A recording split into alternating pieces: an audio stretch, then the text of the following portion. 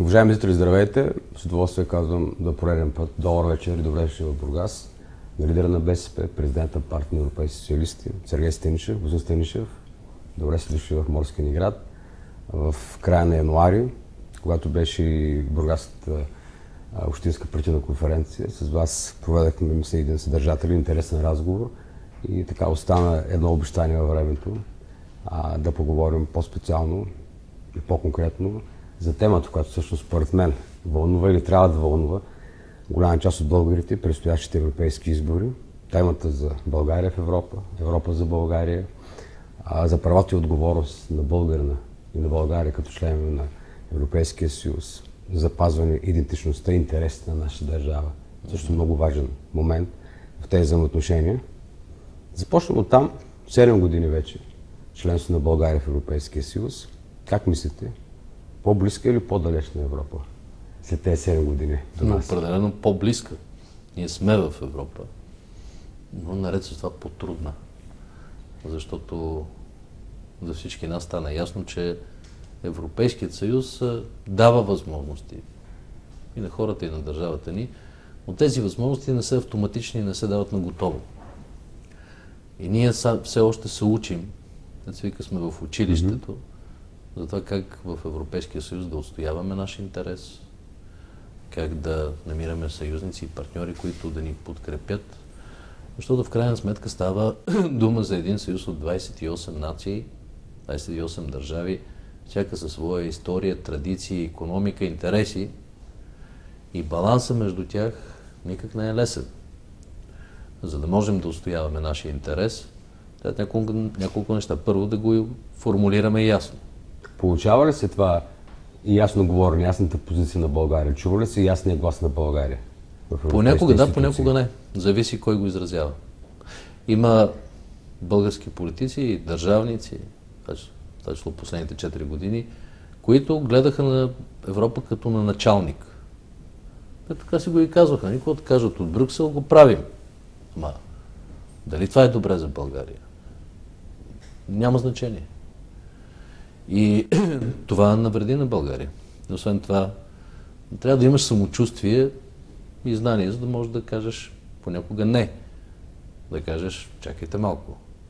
Ние имаме и наш интерес. Той трябва да бъде уважен, но трябва да имаш самочувствието. Как се постига тази единна позиция? С ясно, еднакво говорене, консенсус, национално това отговорно? Това е задължително. Това е задължително и това е, между другото, голямата слабост. Защото, извинявайте, напоследък така част от българските политици ползват Европа като кутия за оплаквания, кутия за жалби, кутия за клепане на България. Нищо ново под слънцето. И това много категорично мога да го кажа. И сигурно ще бъде политика на ГЕРБ по отношение на страната ни. Така правиха, когато ние тепърва влизахме в Европейския съюз и постоянно пишеха доноси срещу страната ни. Така правят и сега. И го прави лично Борисов, и го правят евродепутатите им. И има много примери за това. Един пример. Питам, какво прави Бойко Борисов при комисаря по енергетика? И защо след срещата с него комисаря по енергетика на Европейския съюз се изказва срещу Южен поток? Направете си извода. Направете си извода сам. А Южен поток е важен проект за България. Това са милиардни инвестиции тук в България, които ще се въртят в българската икономика. И български строители ще градят този проект. Да, буквален въпрос. Има ли опасност, ако се повтори досегашното управление на ЕНП, този проект да бъде замразен? Има. Или да бъде според мен има. Прекратен? Защото ЕНП казва, дайте сега да накажем Русия заради Крим и трябва да има икономически санкции. И как ще правят икономическите санкции? Айде да спрем Южен поток. Има такива гласове, защото не бил европейски проект. Аз да попитам тогава. Аз съм министър-председател, който подписал и Южен поток 2008 година, който подписа и изграждането на Набуко и българското участие. И питам европейците. Наскоро имах възможност да говоря с редица министър-председатели. Казах, добре, Набуко, защо не се случи? България имаше волята да се случи, да диверсифицираме доставките за нашата страна. Никой не ни попита и ни заобиколиха. Имало икономически интереси и разчети. И аз казах, добре, Европейската комисия, защо не предостави достатъчно средства Европа, за да са сигурни инвеститорите, че има икономическа изгода от този проект и тогава щеше да се случи. Това ли е един от лошите примери за не отстояние на интересите на България? Да, това е един от лошите примери и сега се оказва, че видите ли, ще наказваме Русия, като накажем България. Айде, благодаря, няма нужда. Ако трябва някой да наказва Русия, защо не спрат Северен поток? Защо не го спрат? Това е много по-тежко наказание. Затова Европа не е лесен организъм. И България има нужда от съюзници там. Тези съюзници са в лицето на социал-демократите и социалистите. И те винаги са защитавали справедливи искания на България. И ви давам два примера. Когато България беше още кандидат, вече в Европейския съюз бяха преяли с нови страни. Грубо казано. И мнозина отдясно казваха, дайте да направим пауза. Това с последната партида 2006-2007, когато ние трябваше да влезнем буквално. Казаха, дайте да направим пауза, имаме достатъчно проблеми с новите страни. България и Румъния да изчакат. Социалистите казаха много ясно. След като Европа е поела ангажимент и България е изпълнила своя ангажимент и е спазила критериите по всички глави, работихме като къртовски труд. Той е невидим, беше ежедневен. И социалистите подкрепиха България за влизането в Европейския съюз. Друг пример. Шенген. Нали си спомняте, Борисов обясняваше, една стена остава да боядисма и сме готови, после похарчиха сумата и още пари, но така или иначе. България спазила критериите за членство в Шенген. Но редица страни, и на първо место са страни управлявани от десницата, когато възникна този въпрос, казаха, да, спазили са, обаче има други проблеми, там с организирана престъпност и за това няма да ги приемем сега. И се правят на защитници на своя интерес. Всъщност, знаех, че българите не са точно равноправни. Кой се противопостави на това? Лично Мартин Шулц, като президент на Европейския парламент, а той е сега и наша обща кандидатура на социалистите за президент на комисията, каза пред целия Европейски съвет, където седят премиерите. Това е несправедливо. След като имаме правила и България ги е изпълнила с ясни критерии, не трябва да има нови допълнителни условия към нашата страна. И мога да продължа така още изброяване на подобни примери. Докато Европейската народна партия, основни критики към България, особено когато ГЕРБ не са на власт, идват от там. И го правят, според мен, съвсем целенасочено и политически. Срещу нашата страна. Това се отразява и на цялостно обществено впечатление за отношението на Европа към България с тези разнопосочни сигнали. И затова, може би, този разговор е малко труден, малко така даже и диферентен и далечен на българина за Европа. Да. Българина започва да чувства и казва, чакайте, ние влезнахме в един съюз, който се основава на правила, на върховенство на закона и на принципи на солидарност и равнопоставеност. Айде сте ни третирали. Търси отговорите на тези въпроси. Да. Къде са тези принципи в България? Къде са тези принципи на Европа спрямо България? Точно, че много често не се чувстват и не се виждат. Затова настояваме действително да има равно третиране на България в Европейския съюз по редица въпроси, където имаме нашите аргументи. И мога да ви кажа, това важи, например, и за еврофондовете. Защото, давам един пример, когато говоря за това, че трябва да имаме държавници, които могат да отстоят наш интерес. Много ми беше обидно. Беше и яд. И ги предупреждавахме, тогава ГЕРБ бяха на власт, преди окончателното приемане на бюджета за този финансов период от 2014 до 2020. Елате в парламента, да излезем с национална позиция. Всички ще ви подкрепим да искате повече средства за България. И какво се получи? Всяка страна, тъй като приемането на общия бюджет на Европейския съюз е много труден механизъм. Трябва всяка страна да се съгласи. Всеки с нещо е недоволен, всеки иска повече. Но за да постигнат съгласие, всеки си изважда един приоритет и го гони. И го гони. И ви давам един пример. Около 12 мисля страни са поискали и са получили допълнителни средства извън бюджета, който им се полага, като бонуси. 12 страни са списък за техните изостанали региони. Испания – 1 750 милиона евро. Гърция – 1 200 Унгария за един регион само, своя най-изостанал, получила 1 200 милиона евро. Изостанала Германия около 500 милиона евро за техните по-изостанали региони. Познайте къде е България? Новата България, новия член на Европейския съюз. Най-богата България с най-развити региони. Емблематична държава за Европа. Колко е поискала и колко е получила? Нула е поискала и нула е получила за това. И затова пряка отговорност носи Бойко Борисов, като министър-председател по това време. И не го казвам, за да си отмъщавам, а просто за да разберем, че трябва да умеем да си поставяме въпросите и да ги отстояваме нашите интереси. Като контратеза, без да се хваля, ще дам един пример. 2005 година, когато бях премиер, аз участвах в същата дискусия. Тя беше за предишния финансов период. Ние тогава нямахме право на глас. Можехме да участваме, защото не бяхме член на Европейския съюз.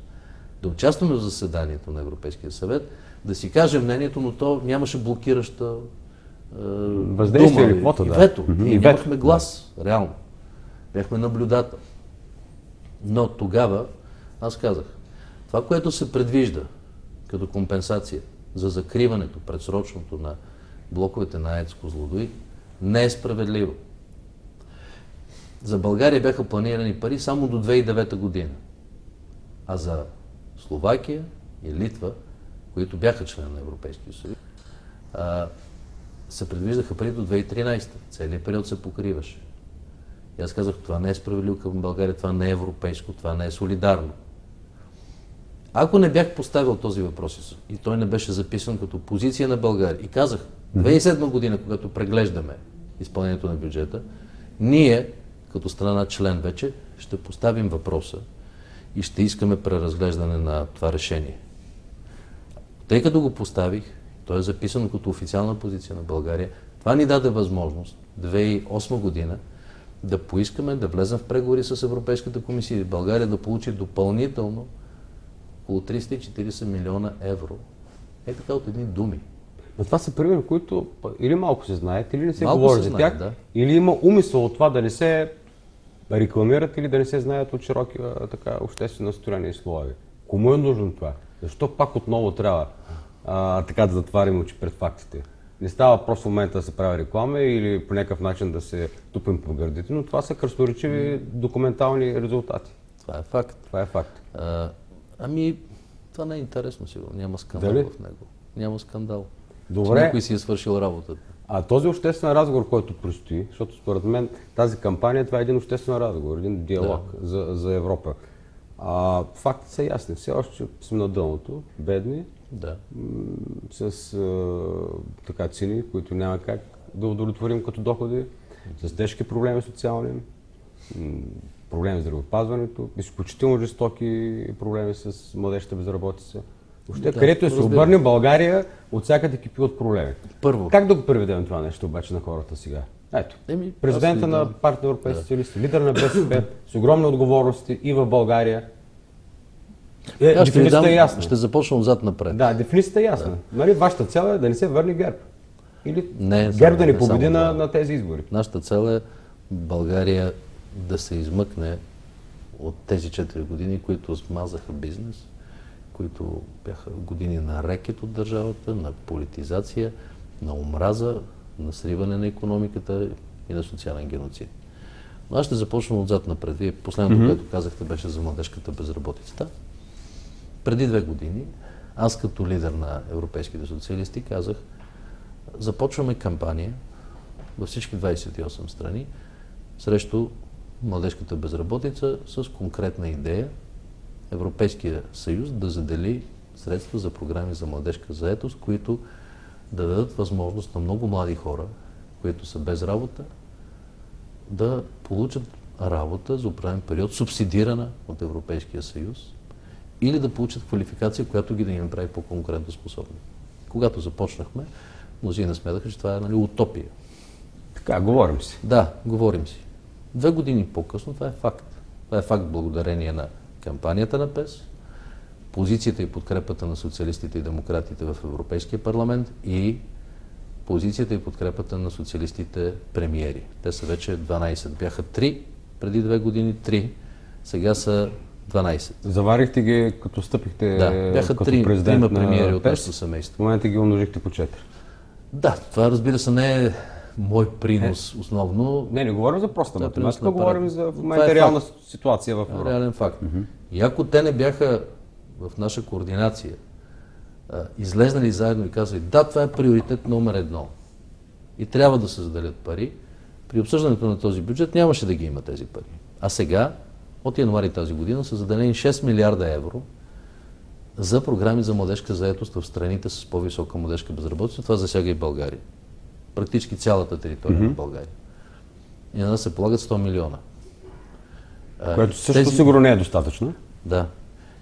И тази програма вече е съгласувана с Брюксел за България и започва да работи. И десетки хиляди младежи ще получат възможност, може би за първи път мнозина от тях, да имат работа, да получават доходи, да имат самочувствие човешко. И това е важно. Но искам да кажа, да, много ясно. Това не е достатъчно. И ангажимента на партията на европейските социалисти, и това е записано в нашия политически манифест за тези избори. Ако спечелим изборите, увеличаваме значително тази програма. Ще искаме това в Европейския съюз, защото тези пари наистина не са достатъчни, за да помогнат на милиони млади безработни. Те са 6 милиона младежи. В Европа, в България са няколко стотин хиляди практически. Да, това е гигантски проблем. Това е едно конкретно нещо. Питате какво е значението на Европа за Именно, България. да. Това трябва да говорим конкретно и практически. Другото и по-голямо. Това, което се решава в Европа, пряко влияе върху страната ни. И ще ви кажа как. 2009 година, май месец, десните НП спечелиха изборите за Европейски парламент. Веднага започна и спечелиха президент на Европейската комисия, мнозинство в комисията, повечето премиери от тях, доминиращо бяха от тяхното семейство. Лостовите за управление на Европа бяха в тях. И това мнозинство, защото в политиката всичко е мнозинство, въпрос на мнозинство, на математика, реши и наложи нова и погрешна политика за това как се борим с кризата.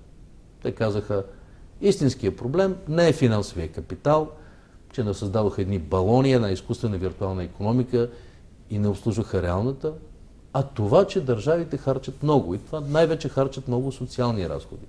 И пътя за излизане от тази криза е да си намалят дълговете държавите, да направят балансирани бюджети, а по този начин да урежат социалните разходи. И какво стана?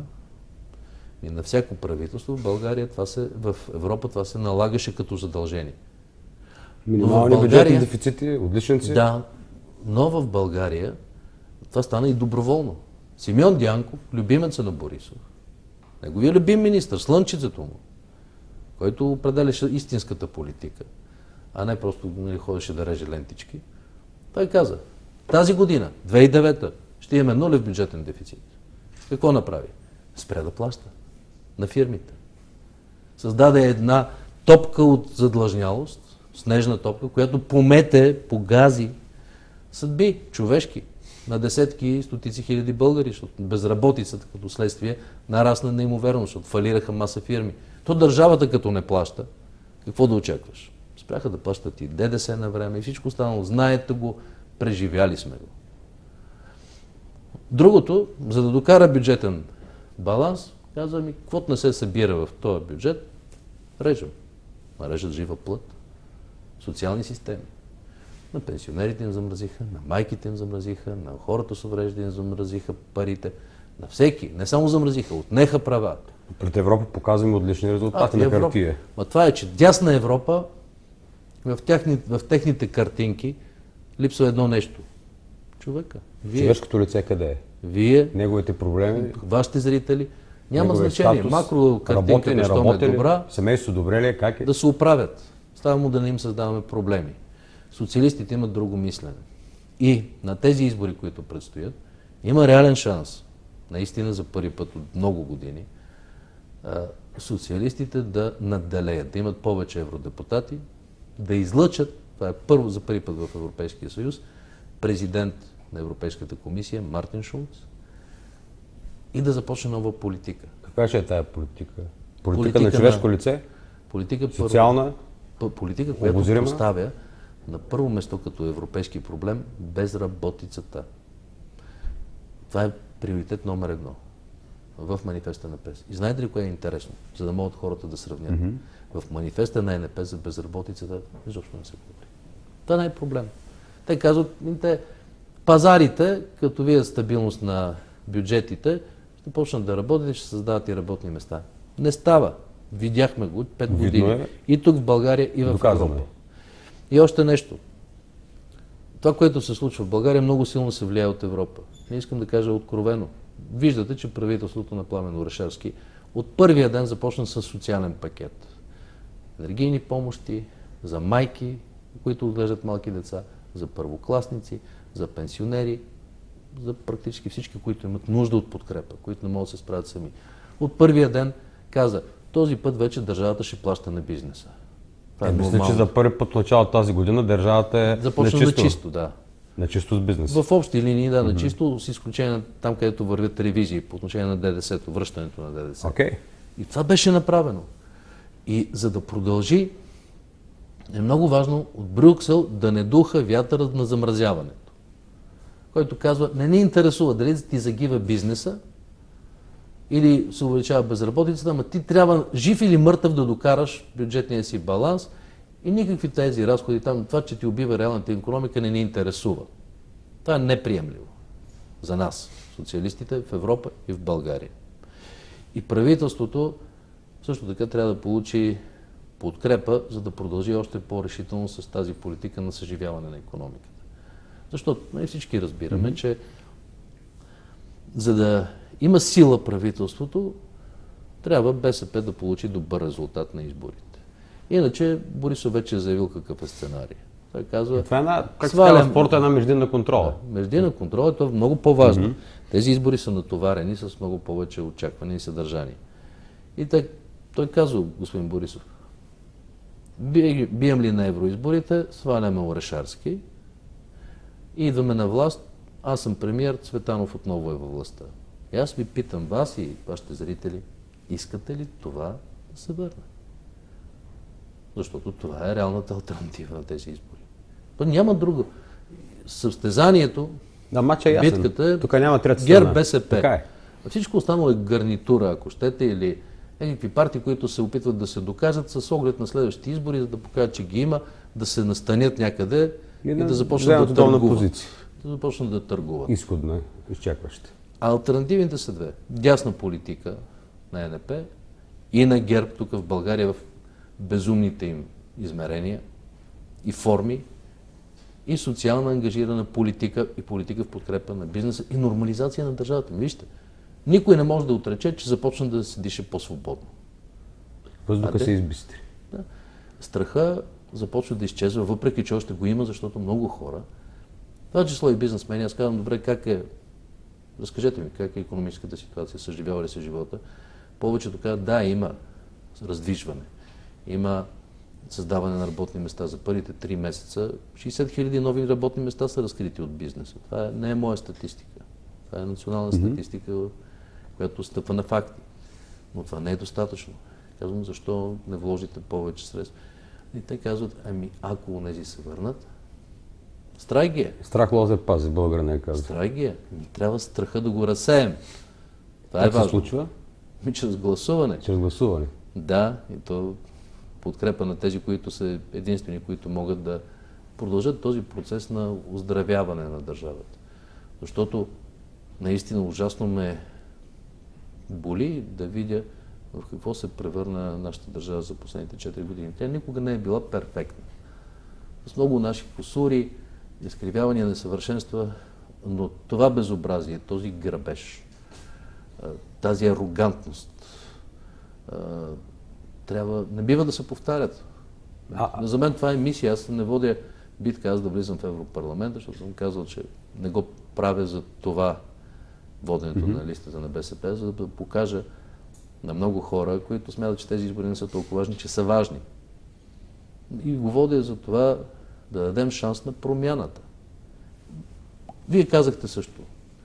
Ето, нали, цените високи, доходите ниски. Факт. Това са фактите. Не, това е точно така. И поглежда към Европа, първо поглежда към себе си. Но аз ще ви дам Той е беден, безработен, правилно. няма пари да си купи, И с основание, той няма казва, пари нали да съм изучи детето европеец, си, трудно си позволява здравни грижи. Но аз ще ви дам 3 примера само. От многото, които мога да ви дам за политика и конкретни действия и на парламента, и на правителството в защита на хората. Които бяха възможни и преди, но не ги правих. Първо, можеше да каже правителството и парламента миналото лято да на исканията на ЕРП-тата. Те искаха 20% увеличение цената на тока. Можеше. Само, че казахме, вижте, това не е допустимо. Защото хората не могат да го понесат. Промени се закона за енергетиката. Тези промени дадоха възможност на ДКЕВР да кажат на базата на новия закон, правилата са еди какви си и няма основание за дигане. Дори постигнахме за първи път от 20 години намаление с 5% на цените. Да, за много хора това не е достатъчно, защото и без това броят стотинки. Как да си платят тока. Но от януари се постигна и намаление на нощната тарифа. И това са конкретни действия. Втори пример. Знаете колко хора имат потребителски кредити. Знаете колко безправни се чувстваха до сега пред банки. Обречени, като длъжник до живот, деца вика. Цял живот. И наследниците ти също. И те продължават. Ние казахме, чакайте сега на банките. Дайте да направим баланс на интереси и на права. Не може хората да бъдат абсолютно беззащитни и понеже няма достатъчно регулация, банките да правят каквото си поискат от силна позиция. Постигнахме. Прия се закона, изравниха се и например, наказателните лихви за предсрочно прекратяване ми отпадна. Ние го направихме, нали? А това е ход. Това е конкретно нещо, което дава шанс на стотици хиляди българи да предоговорят условия за други банки, за сила конкуренция. Даже съм сигурен, че ще доведе до намаляване на лихви. Трети пример. Търговските вериги. Чели сте и по медиите последните дни, хлебопроизводителите казаха, обявяваме бойкот на търговски вериги. Да, маса български производители и търговци са казали, просто ни извиват ръцете от силна позиция и никой не ни защитава. Ето, завчера беше прият вече в пленарна зала на първо четене закона за търговските вериги, който защитава за първи път и българските производители, а по този начин и потребителите. 3 конкретни неща, които засягат всеки един от нас. Да, но интересите на българина и на България са защитени. И разговорът за Европа преминава и през тези действия. Да, тези действия са важни, те не са достатъчно. Ясно личи, че има воля и се работи в обществен интерес и на интереса на хората. Мисля, че по този начин. За първи път от много години наистина го виждаме и това е основанието да искаме доверие. Ние не сме съвършени, то няма съвършени хора. И всеки греши, който работи особено. Но доставяме ли резултат, в крайна сметка? Да. Така се приближава и този прословут разговор за Европа. С такива действия. Така Европа става по-близка, може би, по-разбираема. Искам да ви кажа също, че всяко такова действие среща огромна съпротива. Защото насреща са стотици милиони и милиарди интереси за тези размери. Защото всеки търси монопол, всеки търси в бизнеса печалба, колкото по-висока, толкова по-добре. И тук е ролята на държавата. Активната държава в икономиката, в това число, за което сме социалистите. Да бъде справедлива, да възстанови справедливостта, да избалансира интересите на големите, на капитала, на фирмите и на хората. И на хората. Да. И на малките. Четвърти пример, сигурно. Сега влиза в парламента за второ четене закона за обществени поръчки. Питайте, която и да е малка фирма или средна фирма, която участва в обществени поръчки, какви са им проблеми. Няма достъп.